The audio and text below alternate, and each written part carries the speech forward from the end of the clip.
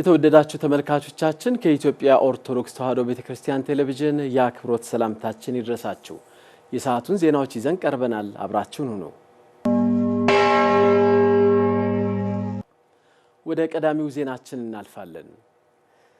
ለሐዋርያዊ አገልግሎት በደቡብ ሱዳን ጁባ የሚገኙት ብፁዕ አቡነ ሳይሮስ የመንበረ ፓትርያርክ ጠቅላይ ቤተ ክህነት ዋና ስራ አስኪያጅ እንዲሁም ብፁዕ አቡነ ዲዮስቆሮስ የቅዱስ ሲኖዶስ ዋና ጸሐፊ ከሀገሪቱ የውጭ ጉዳይ ሚኒስትር አምባሳደር ሞንዴይ ሰማያ ጋር ተወያዩ።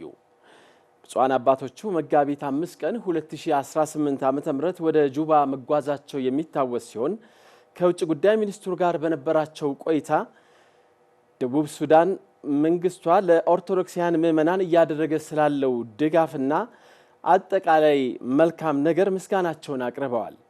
በተጨማሪም በጁባ ለሚገኘው የደብረ ምህረት ቅዱስ ሚካኤል ቤተክርስቲያን መስሪያ የሚሆን ቦታም እንዲሰጥ ጥያቄ አቅርበዋል። የውጭ ጉዳይ ሚኒስትሩ አምባሳደር ሞንዴይ ሰማያ በበኩላቸው ለብፁዓን አባቶቹ ጥያቄ የደቡብ ሱዳን መንግስት ተገቢውን ምላሽ እንደሚሰጥ ገልጸዋል።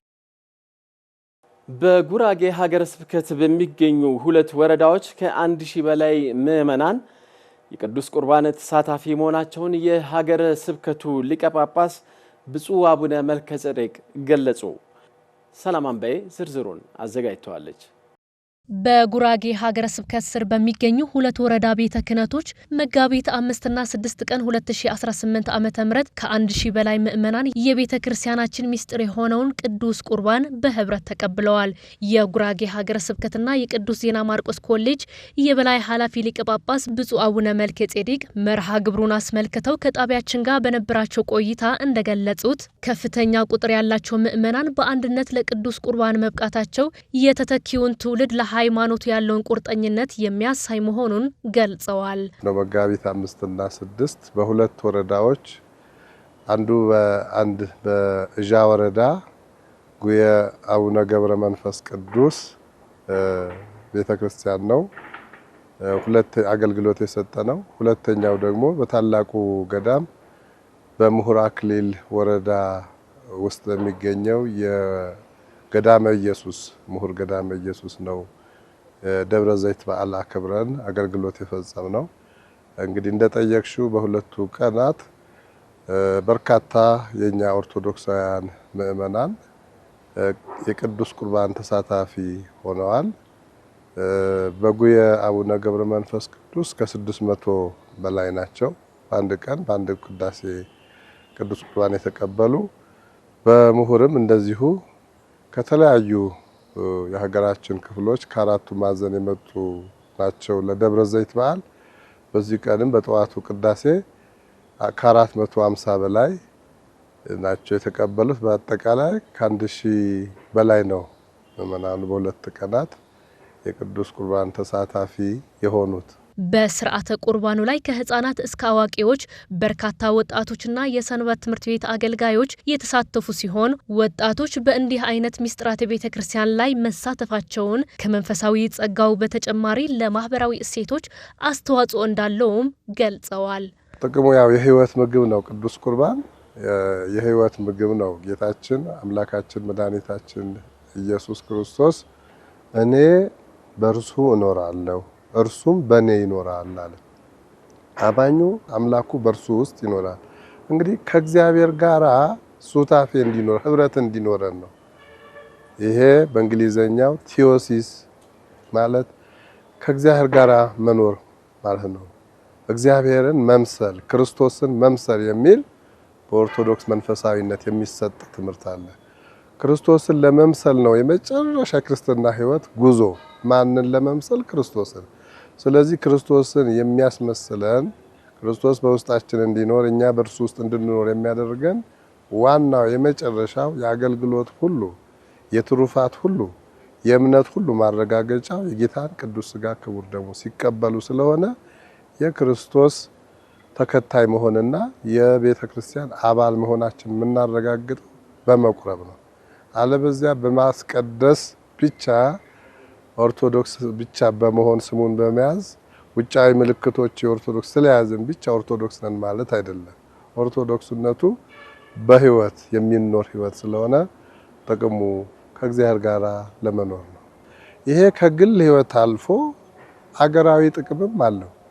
የቆረቡ ሰዎች አንደኛ ለመቁረብ ስለሚዘጋጁ ከማንኛውም ክፉ ነገር ይጠበቃሉ። ከቆረቡም በኋላ ቆራቢ ነኝ ብለው ከብዙ ነገር ይከለከላሉ ካላስፈላጊ። ይሄ ማለት አንድ ሰው ከክፉ ነገር ተጠበቀ ማለት ለራሱ፣ ለቤተሰቡ፣ ለአካባቢው፣ ለማህበረሰቡ፣ ለሀገርም ጥቅም ነው የሰጠው። ጥሩ ዜጋ ማግኘት ይቻላል።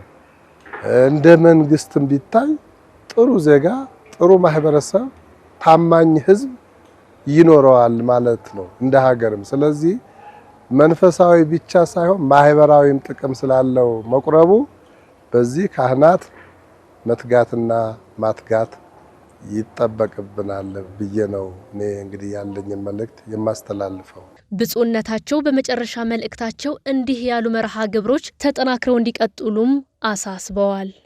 የቤተ ክርስቲያንን አንድነት፣ የጾታ የእድሜ ልዩነት አለመኖሩን ያሳያል። እንደገና ደግሞ እንደ አንድ ልብ መካሪ፣ እንደ አንድ ቃል ተናጋሪ እንደሆን ያሳየናልና ስለዚህ ይሄ በመላው የኢትዮጵያ ኦርቶዶክስ ተዋሕዶ ቤተክርስቲያን በሁሉም አህጉረ ስብከት ብዙ ቦታ ሊደረግ ይችላል። ግን አሁን የጎደለን ምንድነው? መንፈሳዊነት ስለሆነ መንፈሳዊነት ደግሞ የሚመጣው በዚህ አንዱ መንገድ በቁርባን ስለሆነ ይሄን ማድረግ ይጠበቅብናልና እንግዲህ ምእመናንን ወደ ዘላለም ሕይወት መጥራት ያስፈልጋል። የቤተ ክርስቲያናችንም ተልእኮ በዋናነት ተልእኮዋ ቤተ ክርስቲያን ምእመናንን መሰብሰብ፣ ማስተማር፣ መመገብ ነው። በዋናነት ተልእኮዋ የቤተ ክርስቲያን መመገብ ነው። እንግዲህ የተሰበሰቡት የተጠሩት ምእመናን ምን እንዲሆኑ ነው ሲባል መጨረሻው ይሄንን የህይወት ምግብ የክርስቶስን ስጋና ደም እንዲቀበሉ ነው። የአብይ ጾም 5ኛ ሳምንት ደብረ ዘይት ተብሎ ይጠራል። ይህ ሳምንት የጌታ ዳግም ምጽአትና የዓለም ፍጻሜ በሰፊው የሚታወስበትና የሚሰበክበት ሲሆን ስለ ዕለቱና ስለ ሳምንቱ መንፈሳዊ ትርጓሜ በተመለከተ ሙሉ መረጃውን ሌኒ ክፍሌ ከሊቃውንት ጋር ቆይታ በማድረግ የሚከተለውን አዘጋጅታለች። በታላቁ የአብይ ጾም እኩሌታ የምናገኘው 5ኛው እሁድ ደብረ ዘይት ተብሎ ይጠራል። በኢትዮጵያ ኦርቶዶክስ ተዋሕዶ ቤተክርስቲያን ትውፊት መሰረትም የጌታችን የኢየሱስ ክርስቶስ ዳግም ምጽአትና የዓለም ፍጻሜ የሚዘከርበት ልዩ ሳምንት ነው። እኛም በመናገሻ ገነተ ጽጌ ቅዱስ ጊዮርጊስ ቤተክርስቲያን ተገኝተን የደብሩን መምህራን ሳምንቱን አስመልክቶ ጠይቀናቸዋል። ሳምንቱ ደብረ ዘይት በማለት ይታወቃል። እዚህ ለአብይ ጾም በየሳምንቱ ራሳቸውን የቻሉ ስያሜዎች አሏቸው። ከነዛ ከስያሜዎቹ መካከል ይህ ሰንበት ደብረ ዘይት በማለት ይታወቃል። ደብረ ዘይት ማለት ደብር ማለት ተራራ ነው። ዘይት ማለት ደግሞ ወይራ ነው። የወይራ ዛፍ በብዛት የሚገኝበት ቦታ ማለት ነው ደብረ ዘይት ማለት። ለአእላፍ መላእክት ኢትዮጵያዊ ሊቅ ቅዱስ ያሬድም በጾመ ድጓው ላይ ይህንን የጌታን ክብርና ግርማ ሲገልጽ ከመብረቅ ጋርም በማነጻጸር ገልጾታል። ይህ የቅዱስ ያሬድ ዜማ የጌታ መምጣት በስውር ሳይሆን በታላቅ መለኮታዊ ብርሃንና ግርማ ለሁሉም በግልጽ እንደሚታይ የሚያበስርም ነው። ከመእንተ መብረቅ ዘይወጽእ እምጽባህ ወያስተርኢ እስከ ዓረብ ከማሁ ምጽአቱ ለወልደ እጓለ እመሕያው ለወልደ እግዚአብሔር። መብረቅ ከምስራቅ ወጥቶ እስከ ምዕራብ በምዕራብ እስከሚታይበት ድረስ ቅጽበቱ ይህን ያህል ነው ይላል። በድንገት የሚመጣ ነው። የደብረ ዘይት ሳምንት በቤተ ክርስቲያኒቱ ትምህርት መሰረት የፍርሃት ሳይሆን የትልቅ ተስፋ መገለጫም ነው። በዚህ ዕለት የሚሰበኩት ትምህርቶች እንደሚያስረዱት ዳግም ምጽአት ማለት ለሰው ልጅ የግፍና የስቃይ ማብቂያ፣ የጽድቅና የቅድስና ናፍቆት የሚፈጸምበት አዲስ ምዕራፍም ነው ይሉናል መምህራኑ። እነ ቅዱስ ጳውሎስ ወደ ክርስቶስ መሄዱን እንደናፈቁት ሁሉ ስራ የሰሩ በትክክለኛ በክርስትና ሕይወታቸው የሚመላለሱ ሰዎች ከመቃብር መነሳት የማይፈልግ ሰው አለ? ይሄ ሳምንት ደግሞ ከመቃብር ማህፀን የምንወለድበት ሳምንት ነው። ነፃነታችን የምናገኝበት ሳምንት ነው። ወደ ገነት አይደለም ወደ መንግስተ ሰማያት የምንሸጋገርበት ዘመን ነው። የደብረ ዘይት ሳምንት የጾሙ እኩሌታ እንደመሆኑ ምዕመናን የጾሙ ፍጻሜ ድረስ ከበረከቱ ለመሳተፍ ያላቸውን ተነሳሽነትም መመልከት ችለናል። ሁሉም በየእምነቱ ወደ ፈጣሪው አጥፍተናል ይቅር በለን ብሎ በእምነቱ ጸንቶ ፈጣሪውን የሚማጸን ቢሆን ይሄ ጾም ጸሎትና የህዝቡ ደግሞ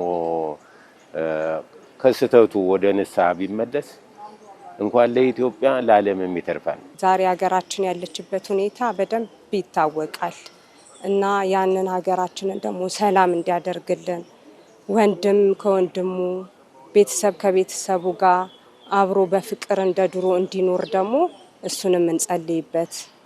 በመናገሻ ገነተ ጽጌ ቅዱስ ጊዮርጊስ ቤተክርስቲያን እንደ ቤተክርስቲያኒቱ አስተምሮ የተጣሉትን በማስታረቅ ላይ ሲተጉ ያገኘናቸው ሽማግሌዎችም ነበሩ።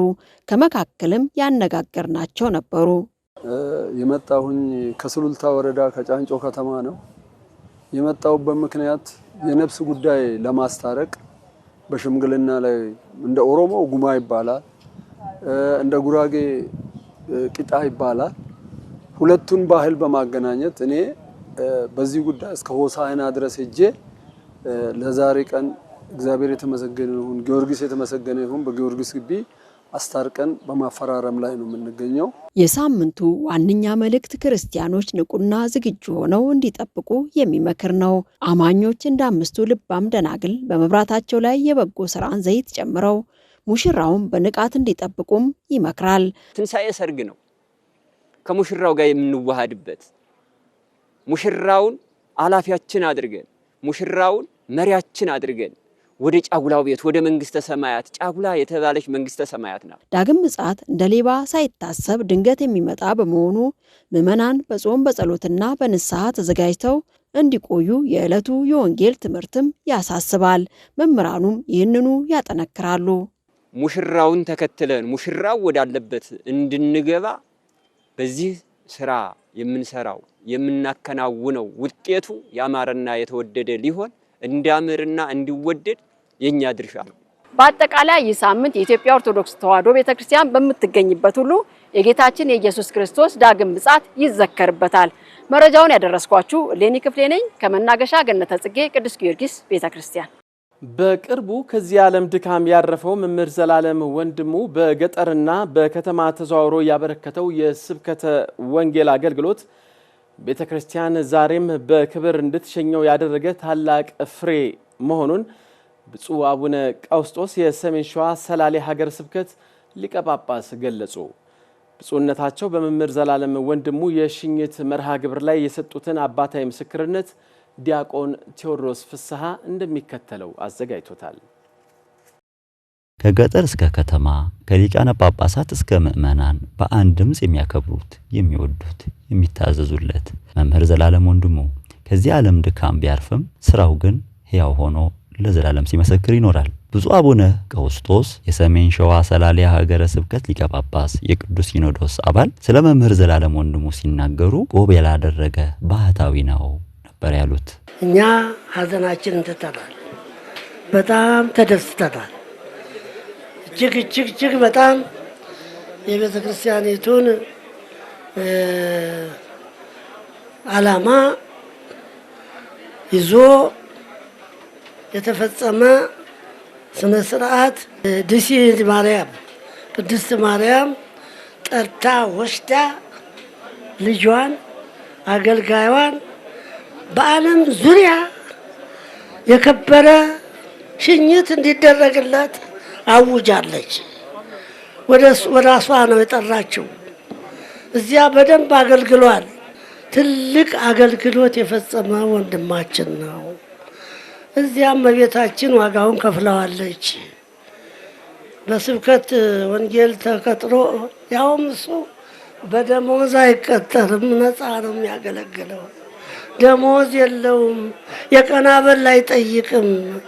የሐዋርያት ኑሮ ይኖራል ብለው እኒህ አባት አቡነ ሄኖክ ተናግረዋል። የሐዋርያት ኑሮ በገቡበት አንድ እንጀራ ጽዋ ውሃ ብቻ ነው። ያንን ኑሮ ነው የኖረው ይሄ ልጅ። አዎ በጣም ተወዳጅ፣ ቤተ ክርስቲያንም ደግሞ ስራዋን ሰራች፣ ዋጋውን ከፈለችው፣ በዚያ ሳየች። በራሱ ላይ ቆብ ሳይታይ እኮ ፍጹም መነኩሴ ነው። ከ9 ሰዓት በፊት እህል አይቀምስም። ምስክሩ እኔ ነኝ። ባይታዊ ነው። በከተማ የሚኖር ባይታዊ ነው። መምህራነ ቤተ ክርስቲያንም ስለ መምህር ዘላለም ይህንን ምስክርነት እንዲህ በማለት ይሰጣሉ። ለቤተ ክርስቲያን አንድ ትልቅ አብነት የሚሆን ኦርቶዶክሳዊነትን ሆኖ ማሳየት የሚችል በቃል የሰበከውን በህይወት ገልጦ የሚያሳይ ኦርቶዶክሳዊነት መጠን ነው።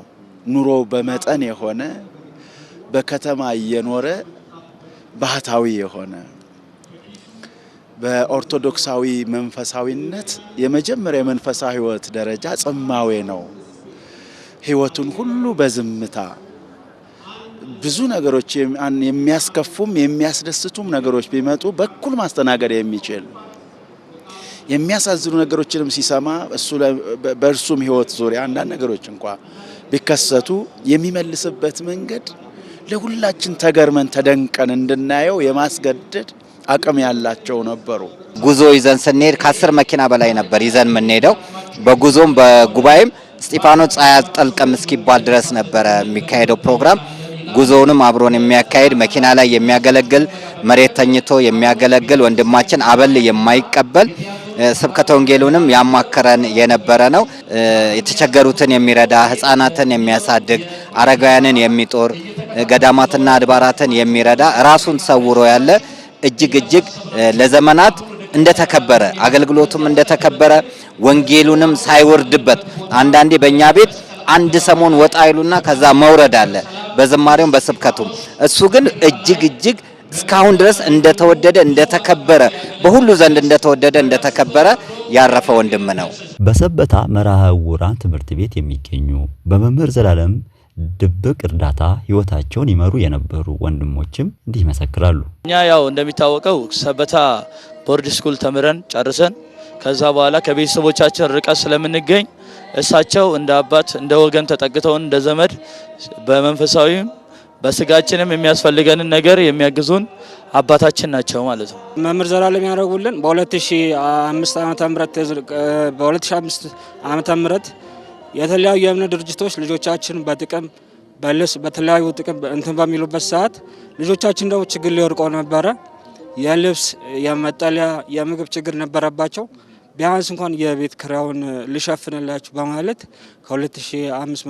ከ2005 ዓመት ጀምሮ ለቤት ክራይ ድጋፍ እያደረጉልን ቆይ። ከዛ በመቀጠል በወንድማቸው በመምህር ወንድም በኩል ትልቅ ድጋፍ እያደረጉልን ነበር።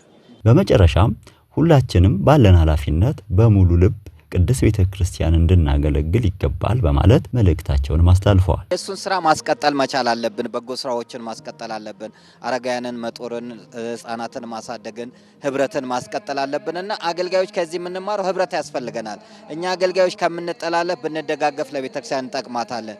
ከምንለያይ ብንዋደድ፣ ከምንተማማ ብንመካከር ለቤተክርስቲያን እንጠቅማታለንና በሞት መሰባሰብ ሳይሆን በህይወት ተሰባስበን መረዳ። አሁን እዚህ ላይ ስታይ በጣም ብዙ ሰባኪያና ዘማሪያን አሉ። ለምን በቁም አንረዳዳም? ለቤተ ክርስቲያን ትልቅ ኦርቶዶክሳዊነት ማሳያ የሆነ ነው። ኦርቶዶክሳዊነትን አሳይ ተበለ ብትባል መምህር ዘላለም ወንድሙ ብለ በሙሉ አፍህን ሞልተ የምታሳየው ሙሉ ምሳሌ ነው። በመጨረሻም በግል ሀብታቸው አብያተ ክርስቲያናትን በማሳነጽና በለጋስነታቸው የሚታወቁት የመጋቤ ሀብታት ታመነ ወልደ ኢየሱስ ሥርዓተ ቀብር ብፁዕ አቡነ መቃርዮስ በተገኙበት በደብረ ናዝሬት ቅዱስ ዮሴፍ ቤተክርስቲያን ተፈጸመ። መጋቢ ምስጢር ሳህሉ አድማሱ የሚከተለውን አጠናቅሯል። መጋቢ ሀብታት ታመነ ወልደ ኢየሱስ ከአባታቸው ከአቶ ወልደ ኢየሱስ በላይ ከእናታቸው ከእማሆይ ብዙነሽ ለማ ጥር 21 ቀን 1935 ዓመተ ምህረት በአርሲ ክፍለ ሀገር በጢቾ አውራጃ በሮቤ ወረዳ ልዩ ስሙ ገደምሳ አካባቢ ተወለዱ። መጋቢ ሀብታት ታመነ ወልደ ኢየሱስ ለወላጆቻቸው 5ኛ ልጅ ሲሆኑ ዕድሜያቸው ለአቅመ ትምህርት ሲደርስ የመጀመሪያ ደረጃ ትምህርታቸውን በሮቤ ንጉሥ ሳህለ ሥላሴ አንደኛ ደረጃ ትምህርት ቤት የተከታተሉ ሲሆን ከዚሁ ጎን በአካባቢው ከሚገኙ የሃይማኖት መምህራን የሃይማኖት ትምህርታቸውን ተከታትለዋል።